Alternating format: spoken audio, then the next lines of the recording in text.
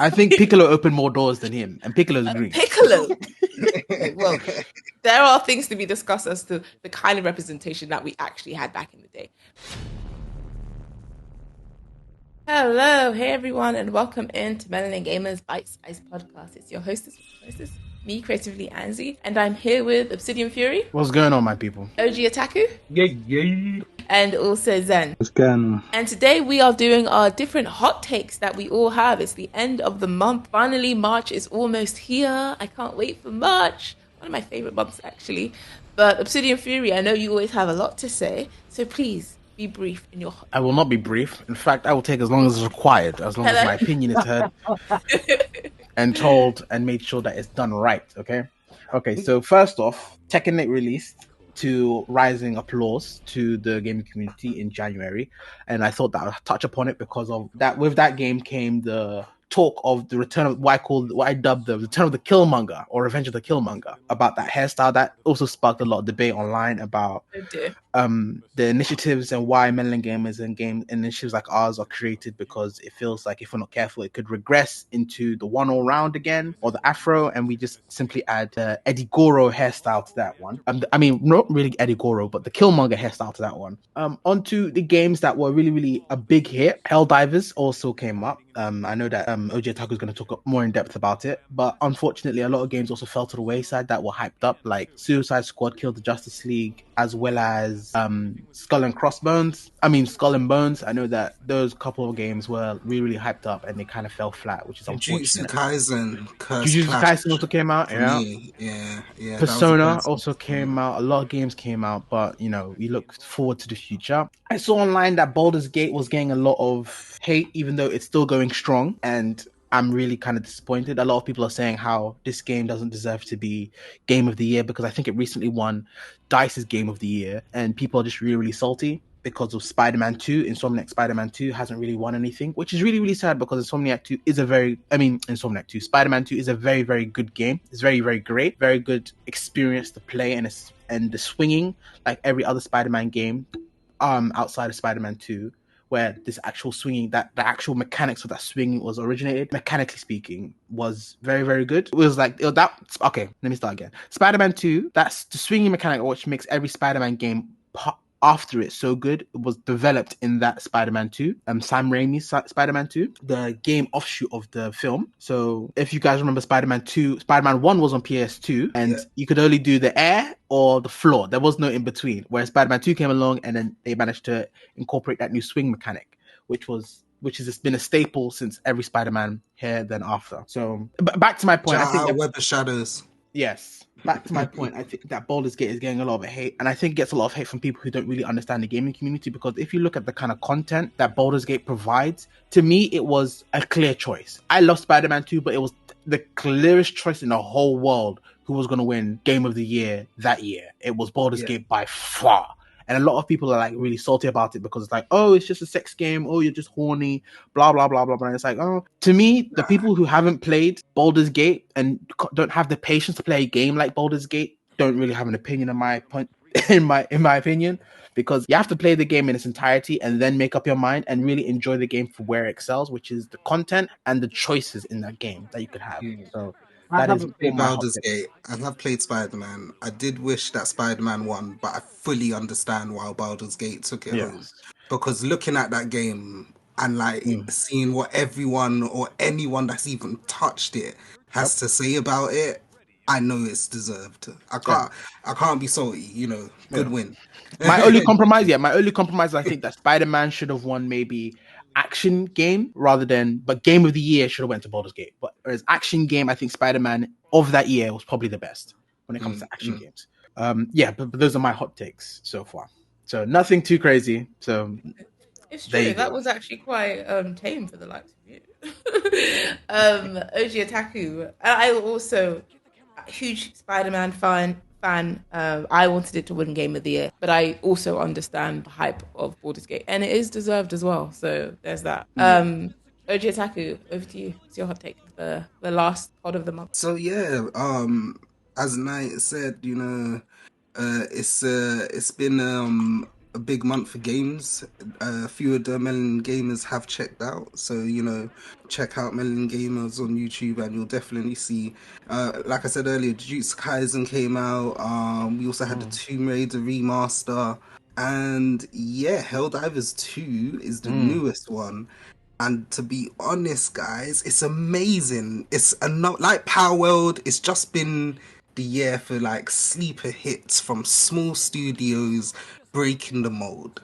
Yeah, solid gameplay. Arrowhead Studios, small studio, made Helldivers 2, published by PlayStation, and it's one of PlayStation's, very few games that actually got released on PC as the same time as release, allowing for crossplay.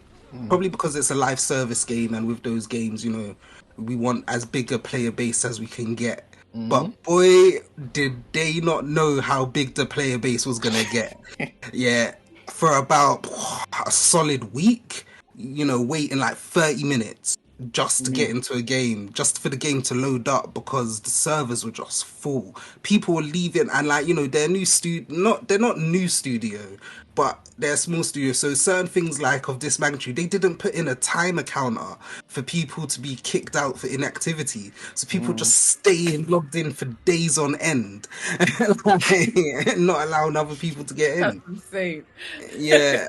Needless to say, they patched that out a few days ago, and since getting into the game has been smooth like butter, as well as matchmaking for those who haven't got friends. Because what I've seen is a lot of people have been interested in it, but it's like, I ain't got any friends that play it, I ain't got a squad. Honestly, don't worry about that. There's so many people playing at this moment. You'll find a squad. You can just drop in with randoms, and people are decent. Like, yeah, like randoms. I found had some great matches and done some great stuff with randoms. You don't need TeamSpeak. There is a ping system, and it works beautifully. And there is a social etiquette in the game that players just seem to have adopted without words, and it's quite amazing how gaming communities can come together and just like be helpful like that.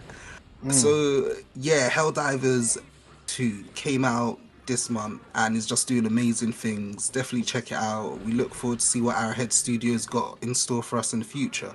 Yes, I do think that this something should be studied, because I haven't encountered any kind of toxicity in this game. Like, I have seen online that there's starting to be like people who are starting to troll, where it's like, and I don't want that. And the thing is, I don't want it to become like an issue where someone like wants to emulate that same person, what they did. I'm not even going to mention their name, but I don't want it to become an issue, because this game, it's so much fun, and there's like, for me, it's interesting because like whenever there's friendly fire, I just assume there's going to be toxicity.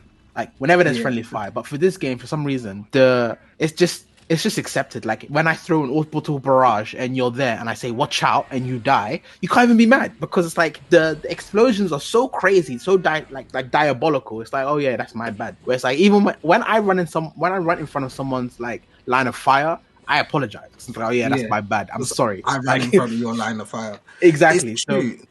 I think, like this day and age, a lot of, especially live service games, are very PvP orientated. We love it.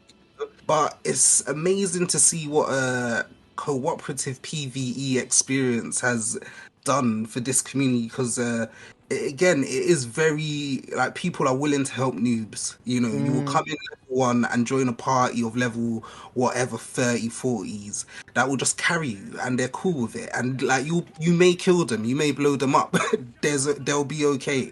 Trust me. It's a great thing to see, and I do look forward to seeing how well it's going to develop. Again, Melanin Games have some stuff out on that. Definitely check out Obsidian's review on it, and yeah. Oh, I like it. I mean, the idea of decent randoms, it's like a unicorn in the gaming space. A decent random. These are very rare times. Very, very rare. I added one of them. Only because they had a cool anime name. Oh, Sailor Moon. Yeah, he's Sailor Moon. Yeah. I see the player called Sailor Moon, and he held it down. I said, yeah, add it. This is a real one. When I do that, Zen says that I'm picking up strays, and I love to add a good random, because it's like, oh my days, you know how rare you are. I want to be your friend right now. Yeah. Yeah, but hence the word rarity, because most of the time, yeah, I mean, I like to give people the benefit of the doubt. If someone is even nice, if they're not that good, but if they're a nice random, you still want to add them, because those are also rare too. I play alone, so Okay. That's just well. I mean, to a point, I get it. Anyway, my hot take is unless you have a hot take, Zen. Do you have a hot take? No, I don't. Not this week. Not this month. No. Okay. Well, my hot take is obviously it's been February. That is Black History Month in America. We have our Black History Month in the UK in October.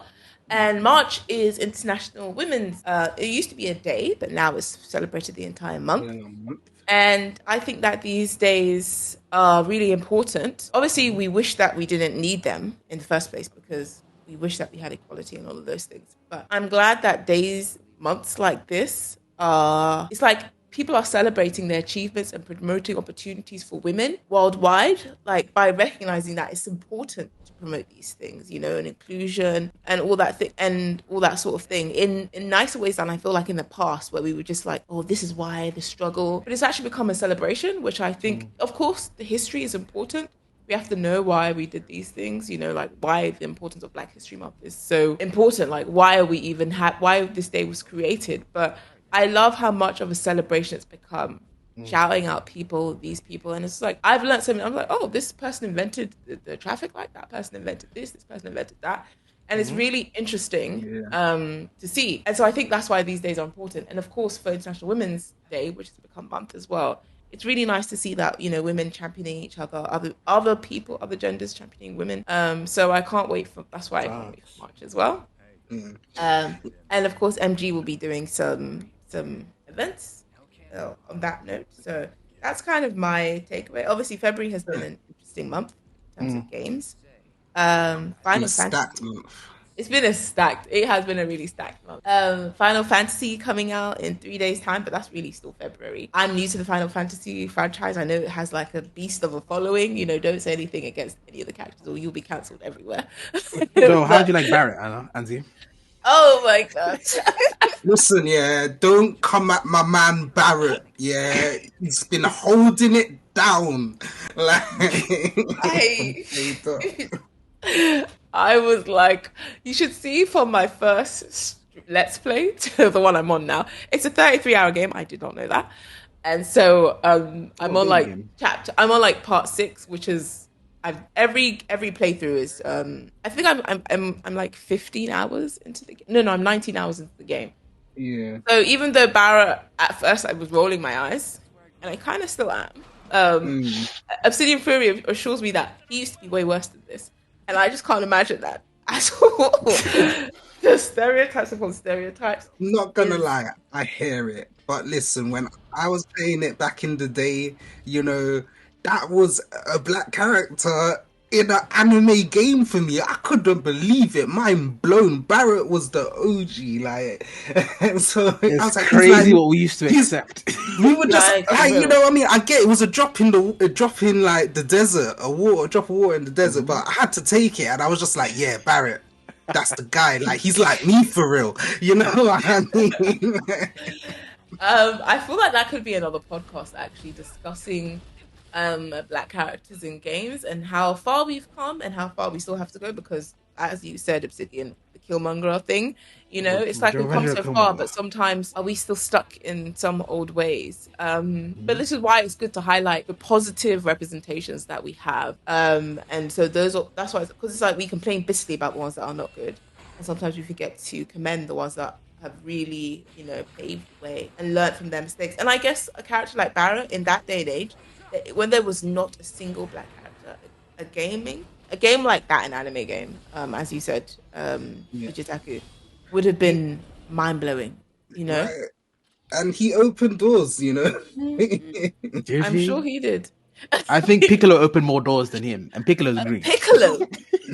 Well, there are things to be discussed as to the kind of representation that we actually had back in the day, whether it was more harmful or good. I think that could possibly be our next podcast, because there really is that to be discussed. But again, I want to end it on a positive note. I love that there's an International Women's Day month. I love that we just had Black History Month, and we get to kind of celebrate it twice with our American cousins, and then in the UK in October, so that's great. We can't wait for March. That's coming up in a few days' time. So yeah, I think we're all very happy, and thank you guys for supporting the podcast. We're glad to be back as well. Like, I can't believe it. It's been good, It's been great.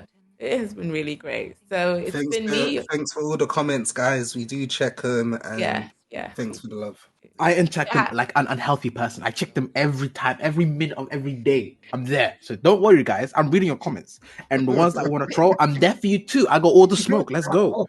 There are a few trolls in there, but you know, what can we say? We do, these are why we have these discussions, to have open and honest discussions. So open discourse. It's been your girl, Creatively Anzi. I've been here with Obsidian Fury. I'll see you guys later, gang. And OG Otaku.